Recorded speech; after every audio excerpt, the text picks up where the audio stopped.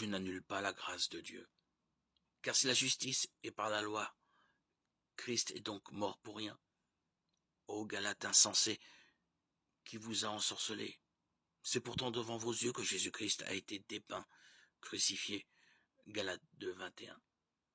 Bien que sauvés par la grâce, les Galates reprenaient la loi comme règle de conduite.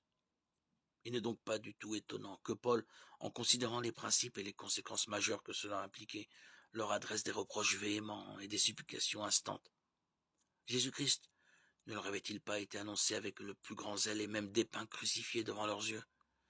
Allait-il vouloir échanger de nouveau la bénédiction et la joie de connaître le Fils de Dieu qui s'était donné lui-même pour eux contre les dures exigences d'une loi qui ne donnait et ne pouvait donner quoi que ce soit?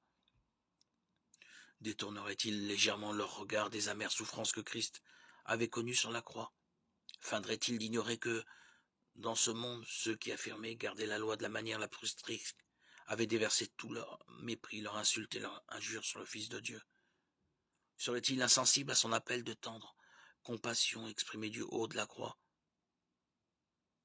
Père, pardonne-leur car ils ne savent pas ce qu'ils font. Luc 23, 34. Et à son cri déchirant de douleur et d'angoisse, mon Dieu, pourquoi m'as-tu abandonné? Psaume 22, 1. Rien en vérité ne peut être plus tragique que de se détourner de Christ. Nulle part ailleurs il n'y a de rayon d'espoir. C'est choisir les ténèbres plutôt que la lumière, la mort plutôt que la vie. Les Galates n'en étaient pas arrivés à ce point-là, et Dieu ne permettra pas non plus qu'un croyant en arrive à cette extrémité. Mais le moindre éloignement de cœur à l'égard de Christ est dangereux.